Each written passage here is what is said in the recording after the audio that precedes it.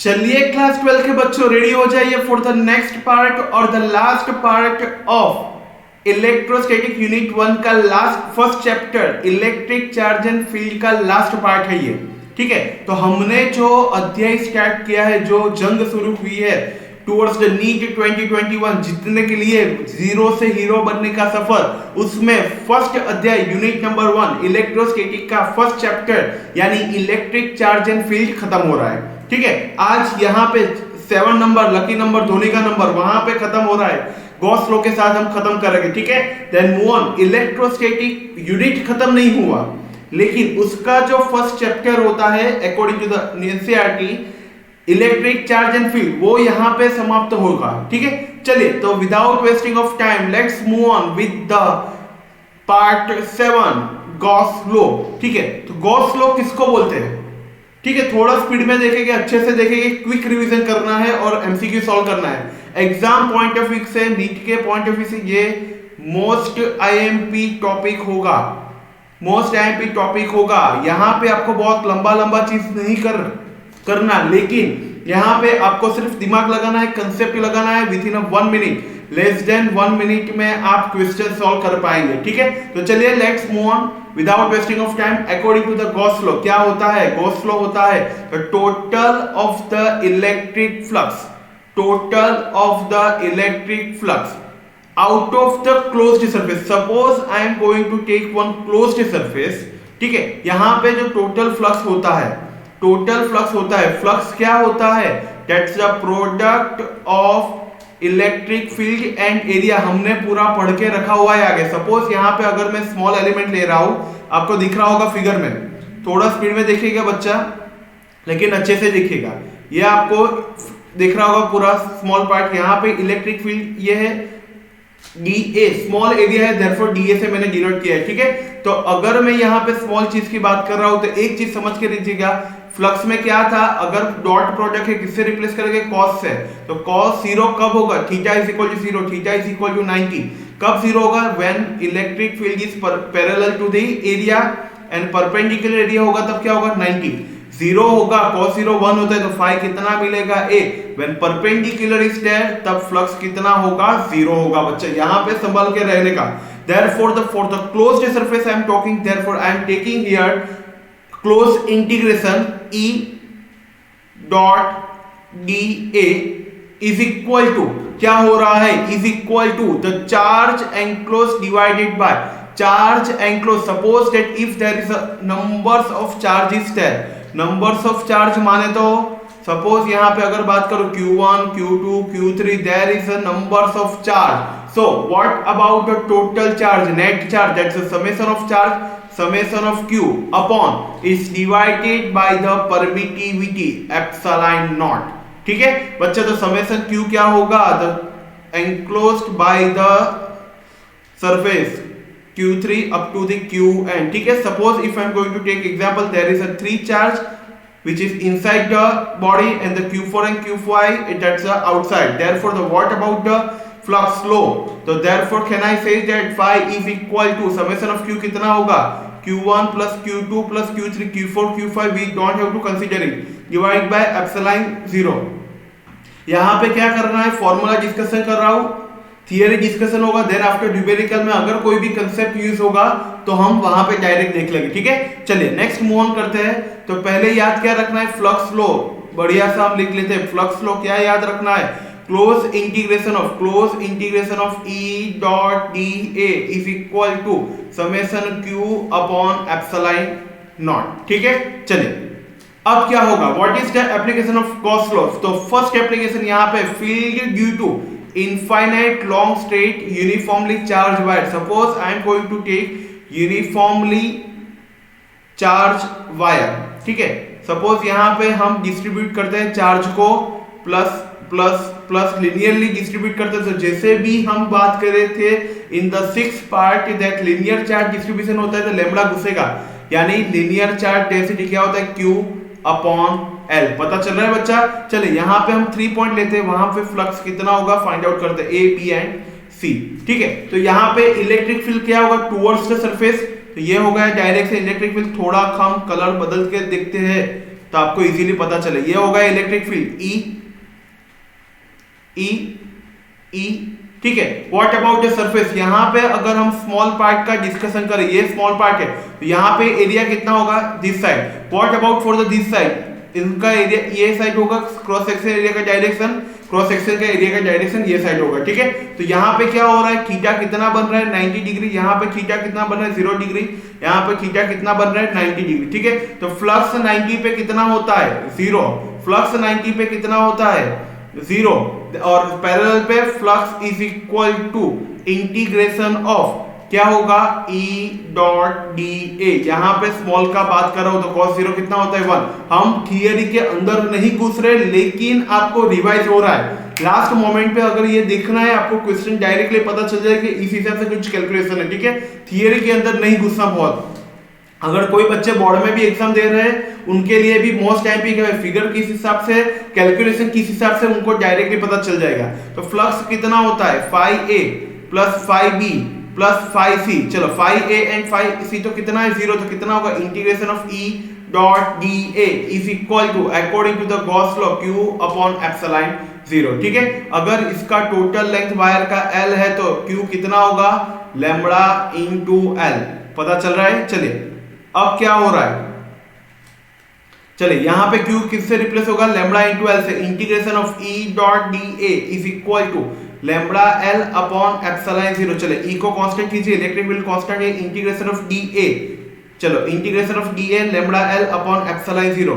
चलो एरिया कितना होगा, वायर है, हमें सिलेंडर जैसा लग रहा है तो सिलेंडर का सरफेस एरिया कितना होता है 2 पाई आर एल। सपोज इसका रेडियस अगर हम r ले तो, ठीक है, is equal to lambda L upon epsilon 0, L L cancel out and we get electric field is equal to lambda upon 2 pi r into epsilon 0। This is the equation for the field due to infinitely long straight uniform charge wire. मैंने पूरा equation prove करके दिखा दिया यहाँ पे, ठीक है। तो यही चीज अगर वेक्टर में लिखना हो तो क्या करने का बच्चा, यहाँ पे वेक्टर कर दीजिए और यहाँ पे यूनिट वेक्टर को मल्टीप्लाई कीजिए, और कुछ भी नहीं करना। बहुत ही इजी चीज होता है। When field due to infinite long straight wire uniformly charge होता है तब electric field which is inversely proportional with the r होता है, because lambda constant, epsilon 0 constant, 2 pi भी कांस्टेंट, तो बचा क्या r। तो तब क्या होगा E which is inversely proportional with the r। ये हो गया एप्लीकेशन 1 डायमेंशनल के लिए। अगर 2 डायमेंशनल के लिए बात करो, प्लेट ले रहा हूं, सपोज ये हो गया सिलेंडर, उस पे प्लेट ले रहे हैं हम लोग, ठीक है। ये इरेगुलर शेप में है, ठीक है। पॉइंट कितना होगा A B एंड C। तो प्लेट जो डिस्ट्रीब्यूशन ऑफ चार्ज है वो प्लेट पे कर रहा हूं, सरफेस पे कर रहा हूं, ठीक है। तो वो कैसे back and fourth direction move करता रहेगा, ठीक है। तो इसका इलेक्ट्रिक फील्ड का डायरेक्शन कौन सा होगा दिस साइड। इलेक्ट्रिक फील्ड का डायरेक्शन पता चल रहा है बच्चा, इलेक्ट्रिक फील्ड का डायरेक्शन मैंने कैसे शो किया। Then after what about the area, तो एरिया सरफेस एरिया का डायरेक्शन यही होगा, आगे हमने बात कर ली, ठीक है। इसका लेकिन कैसे होगा दिस साइड, पूरा फिगर आउट करके दिख रहा है आपको, ठीक है। तो यहाँ पे फ्लक्स कितना होगा A पे, पैरेलल है तो integration of E dot A D A. यहाँ पे कितना होगा flux phi b is equal to 0, क्योंकि परपेंडिकुलर मुझे दिख रहा है। परपेंडिकुलर हो तो फ्लक्स कितना होता है 0, क्योंकि cos 90 कितना होता है 0, cos 0 1। That's why I wrote here phi c is equal to integration of E dot D A, ठीक है। तो what about the total electric flux, चलिए phi is equal to phi a plus phi b plus phi c is equal to according to the Gauss law Q upon epsilon 0। तो चलो Q कितना होगा, surface 2 dimensionally बात करो तो surface charge density कितना होता है Q by area. therefore we get Q is equal to sigma into area। चलिए यहाँ पे phi a कितना है, integration of E dot D A, phi b 0 integration of E dot D A, Q कितना होगा sigma into area divide by epsilon 0। चलिए E को common निकालिए। What about of integration of D A, capital है integration, क्योंकि irregular plate है बच्चा, तो इरेगुलर प्लेट का एरिया क्या निकाल के रखेंगे। देयरफॉर इंटीग्रेशन ऑफ dx कितना होता है x। There similar that integration of dA कितना लिखा है मैंने capital A। Suppose that surface area of this irregular plate is A। चलिए तो क्या होगा सिग्मा A अपॉन एप्सिलॉन 0। चलिए तो EA plus EA 2EA is equal to sigma A upon epsilon 0। Therefore we get area cut, we get E is equal to electric field is equal to sigma upon 2 time of epsilon 0। दिख रहा है बच्चा, यहाँ पे बहुत ही easy और आला theory है। अगर वेक्टर की बात करूं तो E vector sigma upon 2 epsilon 0 n cap, this is the most IMP theory. और एक चीज यहां से जो एमसीक्यू निकल के रखेगा वो याद रखेगा, नीट के लेवल से बहुत ही मोस्ट आईएमपी है, एमसीक्यू रिलेटेड भी बहुत बहुत बहुत आईएमपी है। Electric field for the surface one याद रखेगा वो आर से इंडिपेंडेंट होता है। क्या होता है? आर से इंडिपेंडेंट होता है। अगर किसी क्वेश्चन में आपको ऐसा दिया गया हो कि भाई रेडियस डबल हो रहा है और ये हो रहा है वो हो रहा है, what about the effect of electric field and the application, second application का यूज हो रहा है कहीं पे भी, मैं क्वेश्चन सॉल्व करके दिखाऊंगा आपको, तो याद रखेगा आर से इंडिपेंडेंट है तो इलेक्ट्रिक फील्ड को कोई फर्क पड़ने वाला नहीं है। यहां पे सिग्मा चेंज होगा, एप्सिलॉन 0 तो कांस्टेंट ही रहने वाला है, ठीक है, तभी कुछ फर्क पड़ने वाला है, अदरवाइज रेडियस से कुछ फर्क पड़ता नहीं है। चलिए, तो practical application number 3 for the Gauss law, field due to uniformly charge thin spherical. तो यहां पे हम दो कंडीशन लेते हैं।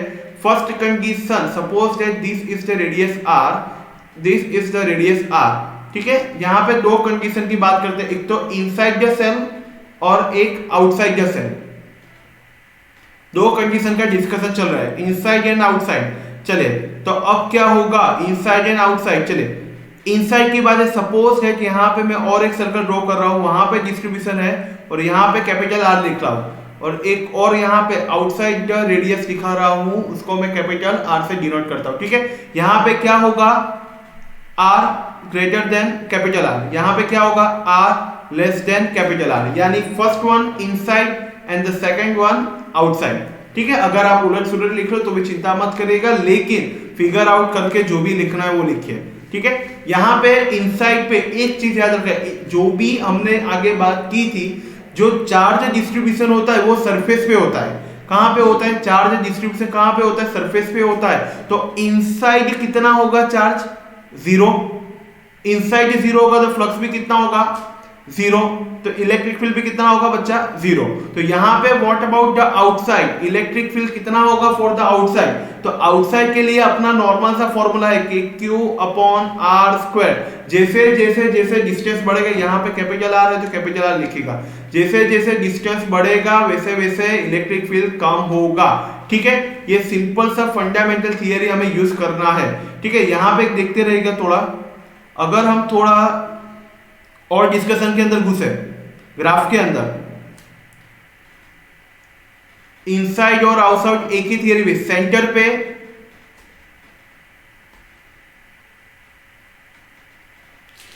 पे कितना होगा इलेक्ट्रिक फील्ड, 0, ठीक है।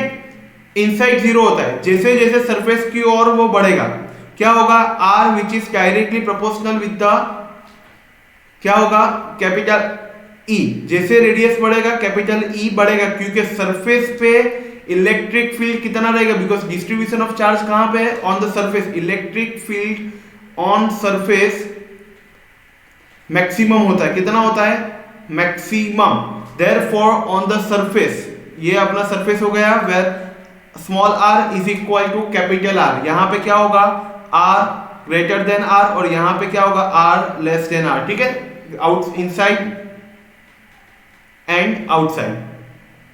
चलिए, तो क्या होगा, जैसे जैसे टुवर्ड्स द सरफेस मूव होगा वैसे वैसे इलेक्ट्रिक फील्ड इंक्रीज हो रहा है। देयरफॉर यहां पे हम लिख देते हैं R which is directly proportional with the electric field on the surface.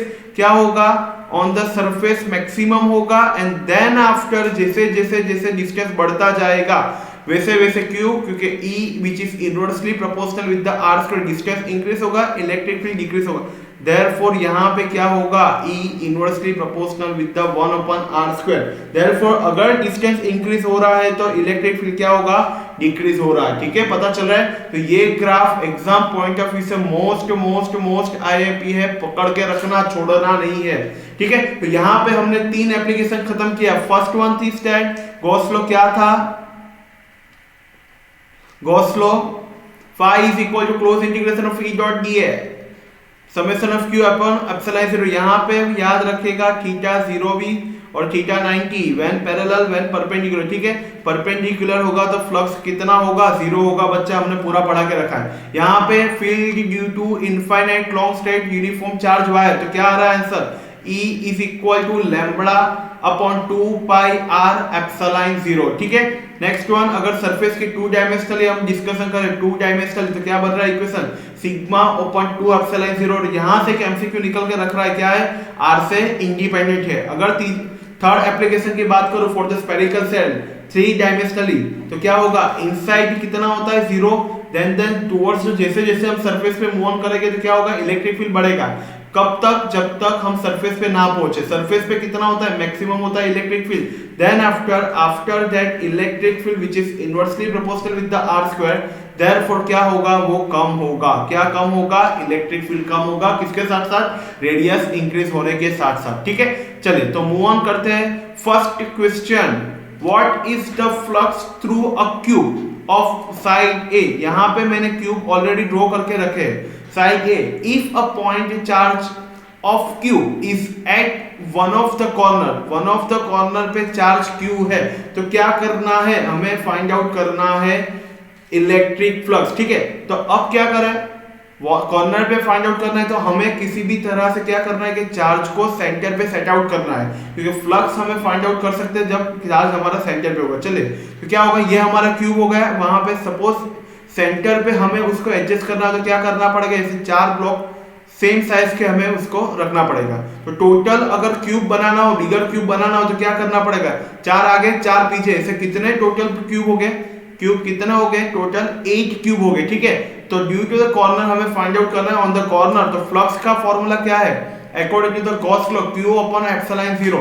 ठीक है, लेकिन हमें कॉर्नर पे फाइंड आउट करना है, तो कितने कॉर्नर होते हैं, 8, देयरफॉर यहां पे कितना होगा, डिवाइड बाय 8। तो बहुत ही इजी फॉर्मूला है, फॉर्मूला बेस ही आपको जाना है, बहुत दिमाग अंदर नहीं घुसना है। यहाँ पे कॉर्नर वर्ड सब पकड़ के रखना, कॉर्नर वर्ड पकड़ के रखना, कॉर्नर पे होगा तो वहां पे Q अपॉन 8 एप्सिलॉन 0। ठीक है, पता चल रहा है, कॉर्नर की बात कर रहा हूं, 1 2 3 4 5, नीचे 6, यहाँ पे 7 और 8 कॉर्नर होता है। ठीक है, अगर सिंपल यही चीज अगर सेंटर पे होता तो मैं क्या लिखता, Q अपॉन एप्सिलॉन 0, डायरेक्टली ये फॉर्मूला यूज करके मैं खत्म कर देता। ठीक है, यहाँ पे कॉर्नर लिखा गया है, तो हमें सोचना होगा कॉर्नर पे कैसे एडजस्टमेंट हो सके। ठीक है, चलिए, तो अगर ये चीज ना करना हो तो भी यहाँ से भी हो सकता है। यहाँ पे क्या होगा, हमने बिगड़ लिया है, अगर साइड ए है तो इसका साइड कितना होगा, 2a जितना होगा। ठीक है, तो आंसर क्या होगा, Q अपॉन 8 एप्सिलॉन 0, यहाँ पे ऑप्शन नंबर बी। चलिए नेक्स्ट मूव ऑन करते हैं। अगर एक charge Q is enclosed bye a Gaussian spherical surface radius r। चलिए, एक स्फेरिकल सरफेस है जिसका रेडियस कैपिटल R है। If the radius r is double, अब क्या कर रहा हूं मैं, रेडियस r को मैं डबल कर रहा हूं बेटा, रेडियस r को डबल कर रहा हूं 2r, then the outward flux पे कुछ फर्क पड़ेगा कि नहीं पड़ेगा। जैसे कि मैंने बात कर ली, फॉर फ्लक्स जो होता है वो क्या होता है, Q अपॉन एप्सिलॉन 0। ठीक है, तो मैंने बात की है आपको स्फेरिकल सरफेस, सरफेस वर्ड दिख रहा है आपको बच्चा, तो ये किसके लिए है, 2 डायमेंशनली है। तो 2 डायमेंशनल में क्या होता है, सिग्मा अपॉन एप्सिलॉन 0 बच्चा। ठीक है, तो ये क्या होता है, रेडियस से इंडिपेंडेंट होता है, रेडियस डबल करो, कुछ भी करो, कुछ भी फर्क नहीं पड़ने वाला। ठीक है, तो फ्लक्स कैसा रहेगा, एज इट इज सेम, कोई चेंज उसमें होने वाला नहीं है। तो आंसर क्या होगा, सी। पता चल रहा है, बहुत ही इजी थियरी होता है, लेकिन कंसेप्ट पकड़ के रखना पड़ता है इन सब में। Question number 3, a hollow cylindrical has a charge Q, hollow cylindrical. चलिए, this one is the hollow cylindrical, कहां है, has a charge Q coulomb within it hollow cylindrical है। If the phi is the electric flux in the unit of the voltmeter associated with the curved surface of B as per the shown in figure। See figure यहाँ पे है C, B and A, तो ये already example हम कर चुके हैं।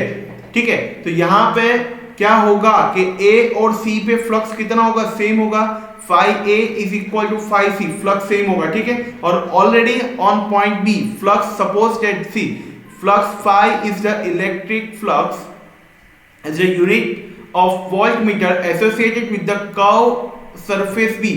Curve surface B पे फ्लक्स कितना है, phi B is equal to phi।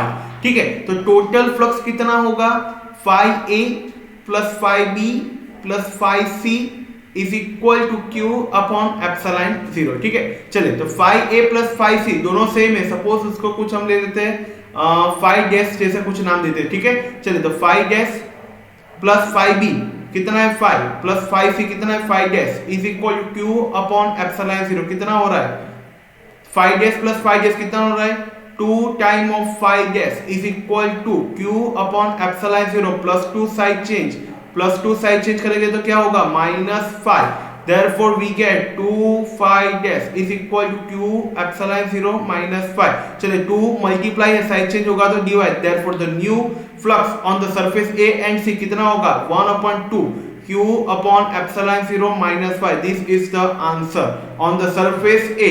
On the surface A he find करना, अगर सी पे बोले तो भी चिंता नहीं बच्चा, सेम ही होगा।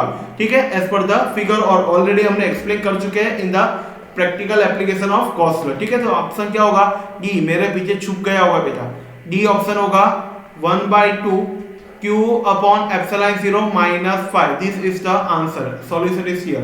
ओके, नेक्स्ट वन, चलिए तो क्या है, charge q is located at the centre. चलिए मैंने जैसे आपको बात की, क्या बात की, आगे हमने बात किया था फॉर द एट कॉर्नर, यहाँ पे क्यूब है, क्यूब के सेंटर पे है, तो कितने साइड से उसको चार्जेस डिस्ट्रीब्यूटेड हो गए, phi is equal to q upon epsilon 0। ये तो पक्का है, कितना साइड होगा, अगर सेंटर पे है तो साइड को काउंट आउट कीजिए, साइड पे काउंट आउट कीजिए, कितना होगा 6 साइड होगा, तो यहाँ पे क्या होगा q अपॉन 6 एप्सिलॉन 0। ठीक है, अब यहाँ पे फाइंड आउट कीजिए क्या है, ऑप्शन ए, ऑप्शन को देखना पड़ेगा, 2 pi q अपॉन, नहीं ये तो नहीं है, 4 pi q अपॉन 6। ओके, सी 4 pi कट होगा तो आंसर बन रहा है q अपॉन 6 एप्सिलॉन 0। देयरफॉर अगर हम इन दिस इक्वेशन क्या करें बच्चा, ये क्यूब है बच्चा, चलिए तो अगर हम 4 pi के साथ मल्टीप्लाई करेंगे तो हमारा ऑप्शन दिख रहा है मुझे q upon 4 pi 6 4 pi epsilon 0। देखिए आप, ये ऑप्शन बी डायरेक्टली हमें कैलकुलेट करके पता चला है। ठीक है, यहाँ पे मैंने जैसे बात की, कंसेप्ट को पकड़ के रखना है, कॉर्नर होगा तो कॉर्नर कितना होता है 8 होता है, सेंटर पे होगा तो कितने साइड से डिस्ट्रीब्यूट होगा 6 साइड से, तो ये पकड़ के रखना है। ठीक है, बहुत सारे और भी एमसीक्यू कर रहे हैं इसके रिलेटेड, लेकिन फर्स्ट टारगेट क्या है हमारा, एनसीईआरटी का पूरा ओवरव्यू हो, देन आफ्टर नीट के रिलेटेड जितने भी कंसेप्ट अभी तक पूछे गए हैं उसको खत्म करना, और थर्ड पार्ट जो अभी हम बनाएंगे नया, उसके अंदर बहुत सारे और एक्स्ट्रा एमसीक्यू करेंगे, लेकिन वहां पे सिर्फ हम एमसीक्यू सॉर्ट आउट करने वाले हैं। ठीक है, तो चलिए मूव ऑन करते हैं नेक्स्ट एमसीक्यू पे। A charge q माइक्रोकूलम, चलिए no problem is that at the centre of cube, तो सेंटर ऑफ क्यूब पे क्या होता है, क्यूब है बच्चा, द सेंटर ऑफ क्यूब पे क्या मैंने सिखा दिया, कितना है सेंटर होगा तो वर्ड सेंटर क्यूब दिख रहा है तो कितना होगा phi is equal to q upon 6 epsilon 0। ठीक है ना, अगर कॉर्नर होगा तो मैंने सिखा दिया है बच्चे आपको phi is equal to q upon 8 epsilon 0, आंख बंद करके आपको ये रखना है। ठीक है, यहाँ पे क्या होगा q अपॉन 6 एप्सिलॉन 0, ये तो फाइनल है। अब यहाँ पे सिर्फ डिफरेंट क्या है, q इन माइक्रोकूलम है, तो माइक्रो को कूलम में लिखेंगे तो कितना होगा into 10⁻⁶, that's the answer 6a, direct मुझे दिख रहा है q upon 6 epsilon 0 into 10⁻⁶ coulomb. बहुत ही आला और इजी न्यूमेरिकल है बच्चा। चले नेक्स्ट मूव ऑन करते हैं। अब charge q is situated at the corner, चलो खत्म, क्या करना है, कॉर्नर पे होगा तो phi is equal to q upon 8 epsilon 0, this is the answer.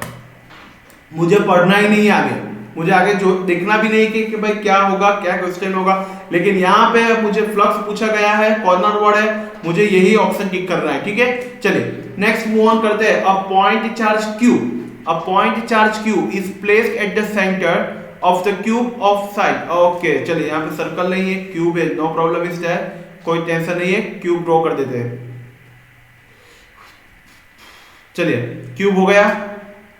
Okay, plus q is placed at the centre of the cube, centre पे है cube of the side L, the electric flux emerging from the cube, electric flux कितना होगा from the cube से, यहां से कितना flux निकलेगा, क्या होगा phi is equal to q upon epsilon 0, that's the answer. ठीक है, चलिए नेक्स्ट वन, सिर्फ आंसर टिक आउट कर रहे हैं। होलो मेटल स्फीयर, ठीक है, with the radius r is uniformly charge, the electric field due to the sphere at a distance r from the centre. चलिए नो प्रॉब्लम इज देयर। यहाँ पे एक काम कीजिए, होलो स्फीयर है जिसका रेडियस कैपिटल R दिया गया है। यहां से हम दो कंडीशन लिखेंगे,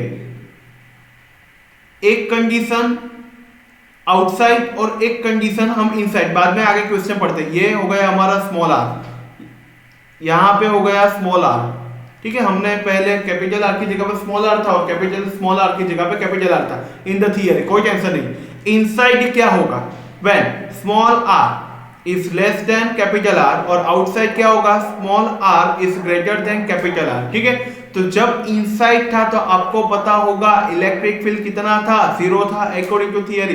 अगर ग्रेटर देन होगा तो क्या होगा, E is inversely proportional with the small r square, distance increase होगा, इलेक्ट्रिक फील्ड डिक्रीज होगा। सिमिलर इनसाइड इलेक्ट्रिक फील्ड कितना होता है, 0 होता है, ठीक है। तो चलिए तो इस हिसाब से हम ऑप्शन नंबर 1 देखते हैं, r as decreases for the r less than capital R। No बच्चा 0 होना चाहिए, 0 वाला पहले फाइंड आउट करें। चलिए सी देखिए, 0 as r increases for the r less than r, yes, क्योंकि सरफेस पे मैक्सिमम होता है, वो पूरा हमने थियरी देखा है। तो इनसाइड पे कितना होगा, 0, डिक्रीज एस r इंक्रीजेस इन r कैपिटल R, यस, ठीक है, पता चल रहा है। यही ऑप्शन होगा, ऑप्शन सी 2019 में पूछा गया क्वेश्चन है, ठीक है। तो यहाँ पे मैंने क्या किया, सिर्फ कंसेप्ट को दिमाग लगा के हम सॉर्ट आउट कर रहे हैं और कुछ भी नहीं है। जितना कंसेप्ट पकड़ के रखोगे उतना जल्दी सॉर्ट आउट होगा। ऐसा नहीं है कि बहुत हार्ड एग्जाम रहता है, थोड़ा दिमाग लगाना पड़ता है, किसी भी एग्जाम में प्रैक्टिस तो करना ही पड़ेगा, ठीक है। चलिए यहाँ पे क्या है, two parallel infinite line with the linear charge distribution, one of having a plus lambda, second one having a minus lambda, ठीक है। चलिए अब क्या है, थोड़ा पेन चेंज करते हैं। हाँ, तो r place at a distance of 2r, दोनों 2r पे डिस्ट्रीब्यूट किया हुआ है दोनों प्लेट को, फ्री स्पेस है, epsilon 0। What is the electric field Midway between the two line charge, दोनों के मिड पे हमें इलेक्ट्रिक फील्ड फाइंड आउट करना है।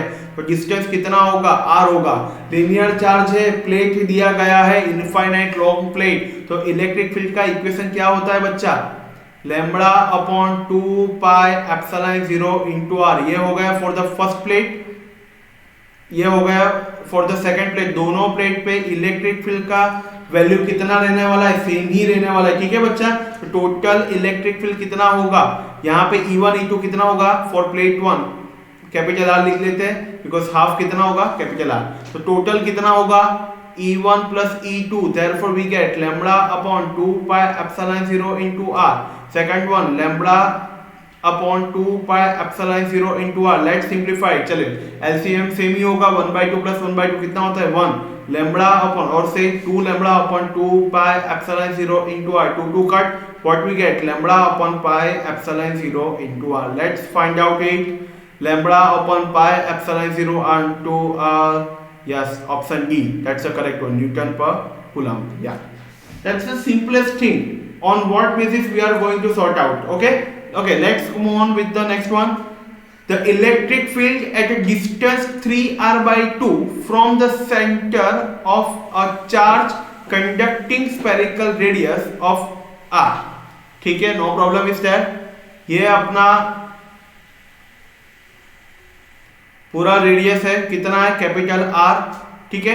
हमें फाइंड आउट क्या करना है, the electric field at the distance r/2 from the centre of sphere. हमें फाइंड आउट करना है electric field suppose eight r/2, ये है हमारा पॉइंट। यहाँ पे इलेक्ट्रिक फील्ड फाइंड आउट करना है बच्चे, क्या लिखोगे, आउटसाइड होता तो सोचते भी, ये तो इनसाइड पे ही खेल रहे थे। इनसाइड पे हम तो आंख बंद करके इलेक्ट्रिक फील्ड कितना रहते हैं, 0, क्यू, वहां पे चार्ज कितना होता है, Q इज इक्वल टू 0, यानी आंसर पकड़ के रख दो 0। इनसाइड दिखा, दैट्स इट, खत्म, यहाँ पे खेल खत्म। चलिए next one, a hollow insulated conduction sphere is given a positive charge. Let's write down the given data. First of all given data क्या है, पॉजिटिव चार्ज, यानी Q is equal to 10 micro coulomb. What will be the electric field at the center? What will be the electric field at the center when the radius r is equal to 2 metre? बच्चा मुझे कुछ बोलने की जरूरत है यहाँ पे नहीं ना, इलेक्ट्रिक फील्ड सेंटर पे कितना होता है, 0। अगर मुझे अगर यहाँ पे ऐसा बोलते कि भाई 2 मीटर पे on the surface find out करो, तो मैं शायद ये फॉर्मूला रख के भी कुछ सॉर्ट आउट करता, ऑन सरफेस बोलते तो, ठीक है ना। लेकिन यहाँ पे तो मुझे सेंटर पे ही पूछ लिया। बहुत ही थैंक यू सो मच, क्योंकि within 1 second, within 2 second ये क्वेश्चन सॉल्व होता है। तो यहाँ पे आंसर क्या होगा इलेक्ट्रिक फील्ड का? Electric field is equal to 0। तो आला न्यूमेरिकल है सर, बहुत ही इजी न्यूमेरिकल है। मैंने जैसे डिस्कशन किया, गॉस लॉ में बहुत सोचना समझना नहीं पड़ता। यहाँ पे आपको फर्स्ट थिंग इज दैट आपको पकड़ के रखना होता है भाई कंसेप्ट क्या है, गॉस लॉ किसको बोलते हैं, उसका एप्लीकेशन कौन कौन सा है, कहाँ पे कैसे यूज करना है, वही आपको पता होना चाहिए।